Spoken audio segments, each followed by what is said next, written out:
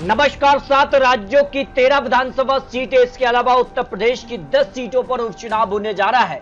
तो 10 जुलाई को यहां पर जो है उपचुनाव होने जा रहा है। तो कौन सीट पर कौन किस पर भारी नजर आ रहा है, एक बार फिर से एनडीए इंडिया गठबंधन की सीधी टक्कर में कौन आगे दिखाई दे रहा है, क्योंकि आने वाले वक्त में यहाँ विधानसभा चुनाव भी होने हैं और जिन सीटों पर यह उपचुनाव होने जा रहा है उन सीटों पर किसका पलड़ा भारी हो सकता है, इसको लेकर महत्वपूर्ण आंकड़े सामने आ रहे हैं। लेकिन अगर बात की जाए तो उत्तर प्रदेश में अब तक 10 सीटों पर उपचुनाव होना है, लेकिन चुनावी तारीखों का ऐलान नहीं हुआ है और जिन 10 सीटों पर चुनाव होना है उसके भी आंकड़े आपको दिखाने जा रहे हैं। लेकिन एनडीए इंडिया गठबंधन एक बार फिर से आमने सामने है, क्योंकि उपचुनाव के लिए जनता तैयार है। 10 जुलाई को वोटिंग और यहाँ पर बात की जाए तो 13 जुलाई को नतीजे सामने आ जाएंगे।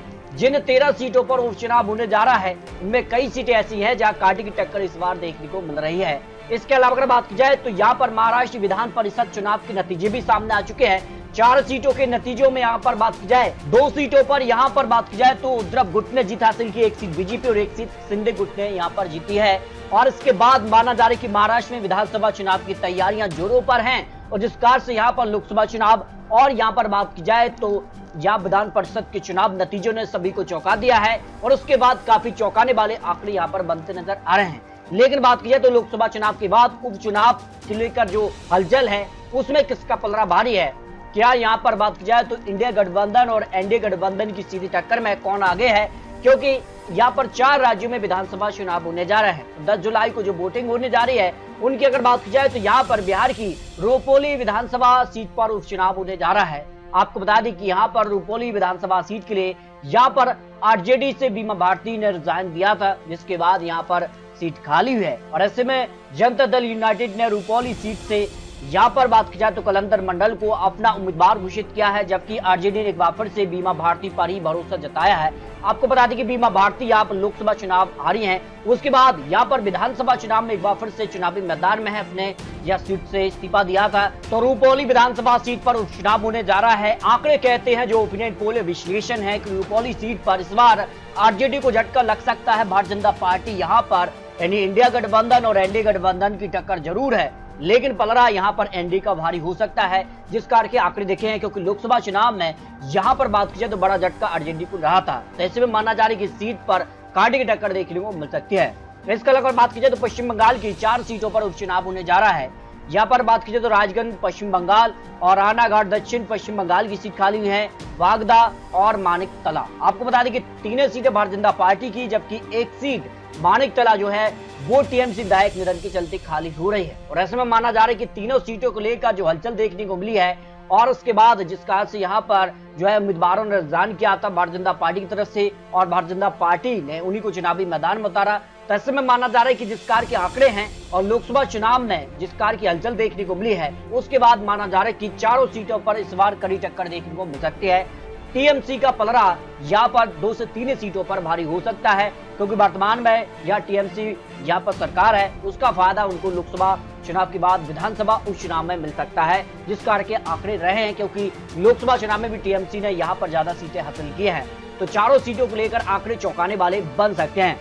जबकि तमिलनाडु के बिक्करबंदी विधानसभा सीट पर भी उपचुनाव होने जा रहा है। डीएमके की भी एक सीट खाली हो रही है और डीएमके विधायक निधन के चलते सीट खाली हो रही है। और ऐसे में माना जा रहा है कि जिस कार के आंकड़े रहे हैं या सीधी टक्कर यहाँ पर एनडीए और यहाँ पर डीएमके के बीच दिखाई दे रही है, लेकिन माना जा रहा है कि डीएमके का पलड़ा यहाँ पर भारी हो सकता है। डीएमके के लिए सिंपैथी वोट यहाँ पर निकलने की संभावना दिखाई दे रही है। मध्य प्रदेश की अमरवाड़ा सीट भी उपचुनाव के लिए महत्वपूर्ण मानी जा रही है और मध्य प्रदेश की इस सीट को लेकर भी हलचल काफी बढ़ी हुई है, जहां मध्य प्रदेश के लिए बड़े बड़े दिग्गज नेता यहां चुनावी प्रचार करते नजर आए हैं। जिसका से अगर बात की जाए तो छिंदवाड़ा यहाँ पर जिले से महत्वपूर्ण सीट है और लोकसभा क्षेत्र में भी छिंदवाड़ा सीट पर भारतीय जनता पार्टी ने जीत हासिल की है। और ऐसे में माना जा रहा है कि यहाँ पर बात की जाए तो जिसका से यहाँ पर अमरवाड़ा के मुख्य मुकाबला बीजेपी प्रत्याशी कमलेश शाह और कांग्रेस प्रत्याशी धीरज शाह इन बाती के बीच दिखाई दे रहा है, क्योंकि अमरवाड़ा से यहाँ पर बात की तो कमलेश प्रताप शाह कांग्रेस छोड़ भारतीय जनता पार्टी में आए। भारतीय जनता पार्टी ने उन्हीं को चुनावी मैदान में उतारा और जिस कारण से लोकसभा चुनाव में छिंदवाड़ा में भारतीय जनता पार्टी को जीत मिली है, उसके मायने के तौर पर देखा जा रहा है कि इस सीट पर कड़ी टक्कर जरूर होगी, लेकिन भारतीय जनता पार्टी का पलड़ा भारी हो सकता है।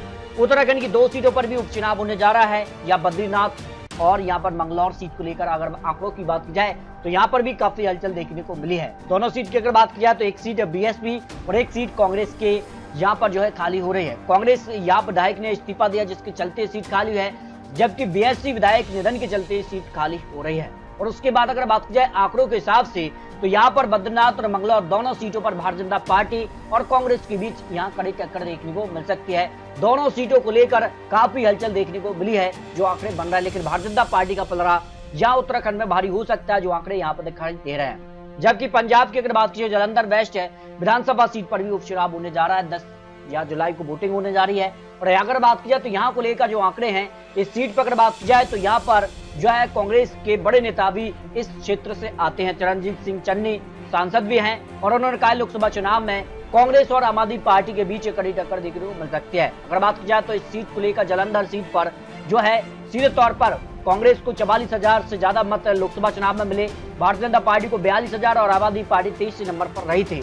लेकिन बात की जाए तो जालंधर सीट को लेकर आम आदमी पार्टी या मजबूत स्थिति में दिखाई दे रही है, क्योंकि वर्तमान में उनकी पंजाब में सरकार है, तो उपचुनाव का फायदा उनके पक्ष में जा सकता है, जो आंकड़े यहाँ पर दिखाई दे रहे हैं। जबकि हिमाचल प्रदेश की 3 विधानसभा सीटों पर भी उपचुनाव है। तीनों सीटों पर इस बार कड़ी टक्कर देखने को मिल सकती है। निर्दलीय विधायकों के चलते यहाँ पर आमने सामने कांग्रेस और बीजेपी आ गई है और तीनों सीटों पर इस बार मुकाबला भारतीय जनता पार्टी और कांग्रेस के बीच कड़ी टक्कर देखने को मिल रही है।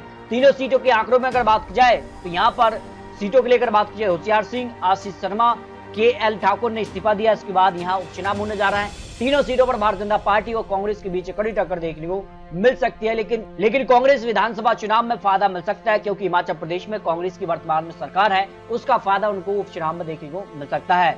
जबकि अगर बात की जाए तो यहाँ पर उपचुनाव के लिए 10 सीटों पर कभी भी चुनाव तारीखों का ऐलान हो सकता है। उत्तर प्रदेश में जो है लोकसभा चुनाव में बड़ा खेला देखने को मिला है, तो इसको लेकर माना जा रहा है कि उत्तर प्रदेश में 10 सीटों पर उपचुनाव की तारीखों का ऐलान होगा, वो महत्वपूर्ण होगा। एक बार फिर से भारतीय जनता पार्टी और समाजवादी पार्टी यहाँ पर आमने सामने होगी। जिन 10 सीटों पर उपचुनाव होने जा रहा है उसमें करहल या मिल्कीपुर, कटहरी, कुंदकी या गाजियाबाद, खैर, मीरापुर, फूलपुर, माजवा और सीजामऊ वो सीटें हैं जहां उपचुनाव होने जा रहा है। यहां से सांसद जो है विधायक बन चुके हैं, तो उसके बाद यहाँ उपचुनाव के लिए सीटें खाली हुई हैं और कभी भी तारीखों का ऐलान हो सकता है। इस तरह से अगर बात की जाए तो उपचुनाव को लेकर महत्वपूर्ण विश्लेषण और आंकड़े आपको दिखाए हैं और यहाँ जनता तय करेगी आखिर किसका पलड़ा भारी है, क्योंकि अपने अपने वर्चस्व की लड़ाई के लिए, उपचुनाव जीत के लिए हर एक यहाँ पर विधायक हो या पार्टी के बड़े नेता हैं, कार्यकर्ता हैं, पूरी रणनीति के साथ चुनावी मैदान में उतर गए हैं। तो दोस्तों आपको क्या लगता है, अपने रख सकते हैं।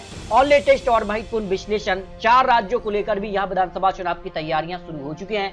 महाराष्ट्र, झारखंड, हरियाणा और जम्मू कश्मीर में चुनाव होने जा रहे हैं, तो इसको लेकर भी बहुत जल्द आपको महत्वपूर्ण विश्लेषण दिखाने जा रहे हैं। मिलते हैं और लेटेस्ट और महत्वपूर्ण विश्लेषण के साथ, तब तक के लिए जय हिंद, जय भारत।